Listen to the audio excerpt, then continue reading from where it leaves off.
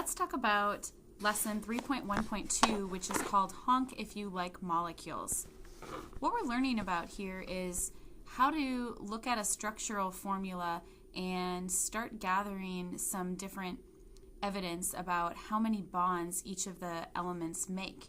So for the chem catalyst, you're supposed to look at hydrogen, oxygen, carbon, and nitrogen and count how many different lines are around them. So let's start with carbons. Every single time you see a carbon, it looks like there are 4 lines around them. That means that carbon atoms always form 4 bonds. Let's take a look at the hydrogens. Hydrogens always have 1 line going away from them, so that means that hydrogen atoms form 1 bond each. Oxygen atoms always have 2 bonds going away from them. And last but not least, let's look for a nitrogen. There's one here. It's got 3 lines around it. And I believe that's the only one with nitrogen. Oh, there's one more. So nitrogen atoms have 3 bonds. So thinking about HONC 1, 2, 3, 4, if I write it like this, you can see that the numbers match up with the elements and how many bonds they can form. So it's just a little way to remember those 4 elements. It doesn't exactly help us with the rest of the periodic table, but it gives us a good start because these are very common elements, especially in biological structures. So for the first part of the activity, you are supposed to do your best to try to draw these 3 molecules without breaking the HONC 1, 2, 3, 4 rule. So it gives you a tip.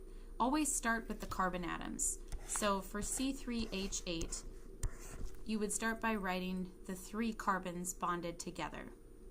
Now, the 2 carbons on the ends are going to need 3 more bonds, and the carbon in the middle is going to need 2 more.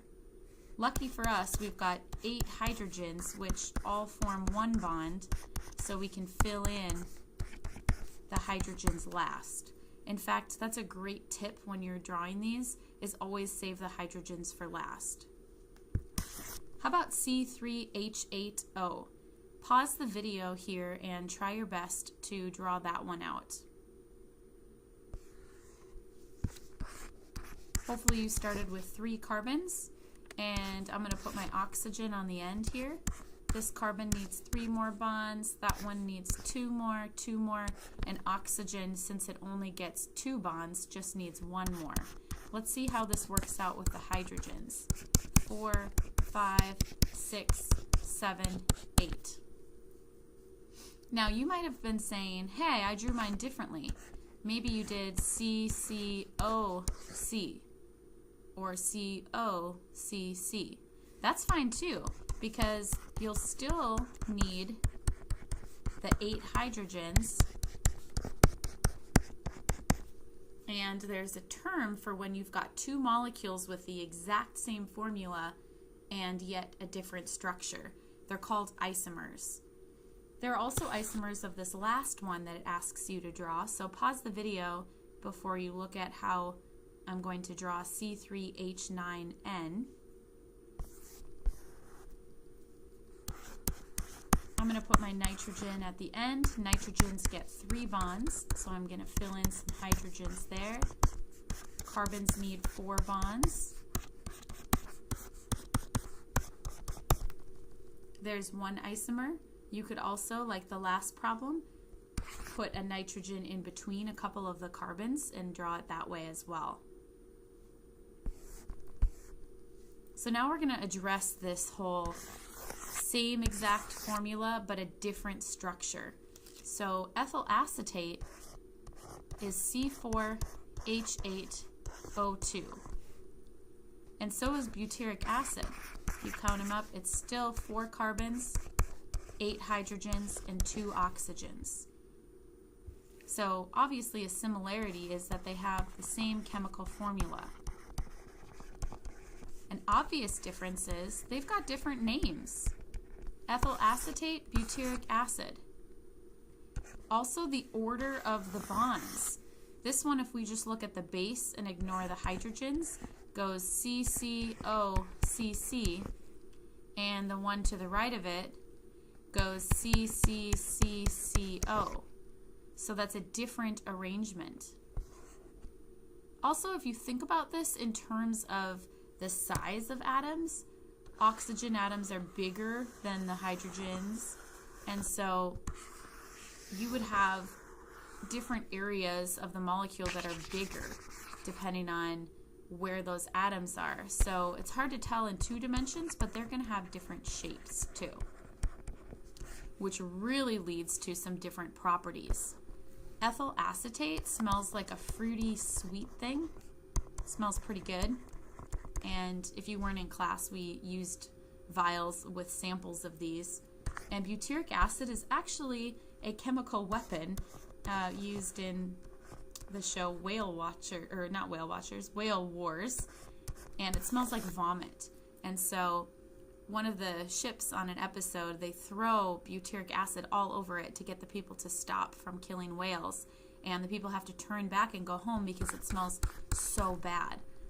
But isn't that interesting that chemicals can have the same formula but have a different rearrangement in their structure of the atoms, and they'll have different properties. So ethyl acetate and butyric acid are isomers because they have the same formula, which was C4H8O2, but a different rearrangement of atoms.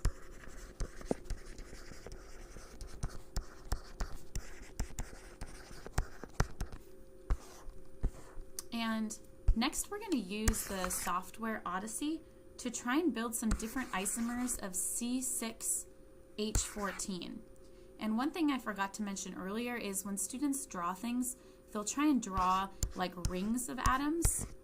And I'm going to recommend that you do not do that because rings are pretty rare because electrons are repelling each other. They do occur, I shouldn't say they're rare, but they're rare in our class because we're not working with organic chemistry a whole lot.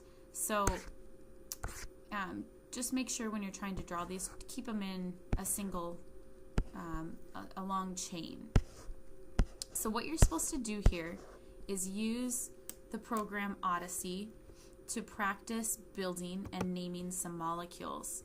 So you go to New Sample, and it gives you some options of what to do, but it starts you off with carbon, and you can grab it and you can rotate things around, and then you can keep clicking to actually continue to build your carbon chain.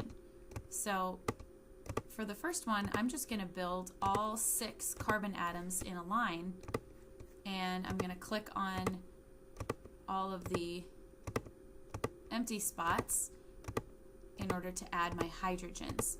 I'm building C6H14, and there's a way at the end that I can check that. Once you've got it built, you can click on Formula, and it will tell you what you built. And you can also click up here on Name, and it'll tell you that you made hexane. So what you're supposed to do here is use your snipping tool to actually take a snip of each of these and save them. Oops, I didn't do a very good job here. And save them in your file. So I'm going to just paste them off to the side here, make it a little bit easier. So this first one was called hexane. And if I go back into Odyssey, I can do New Sample. And this time I want to connect them a little bit differently. So I've got 2 in a row, 3 in a row, but now instead of continuing the chain, I'm going to put some of the carbon atoms off of the center carbon. And I'll do one more right here. So I've still got 6 carbons, and if I click on the formula, I should still see C6H14, but now this is going to have a different name, 2,2-dimethylbutane. Interesting. So same exact formula, but a different arrangement. Now I can do another one where maybe I do 5 carbons in a row, and just one carbon off of the second one. Now if I click on the name 2-methylpentane, also known as isohexane. And then let's do another one. And notice I'm not taking the time to go ahead and add the hydrogens in, but you could definitely do that. What if I do a carbon off of the center atom? Then it's called 3-methylpentane. And there are, of course, more that you can make, but this activity asks you to practice naming and making a picture for 4 different isomers. And then a little bit more practice here. It says use HONC 1, 2, 3, 4 to create possible molecules with the formulas. So this is more practice drawing these, and the homework assigned is to do the check-in question in the homework, which is really great because it's asking you to figure out if the structure violates the HONC 1, 2, 3, 4 or if it looks good. And I can see right off the bat, for example, that this nitrogen only has 2 bonds. So that's not right. It's violating it. It would need another bond. So hopefully that helps you out a little bit with lesson 3.1.2.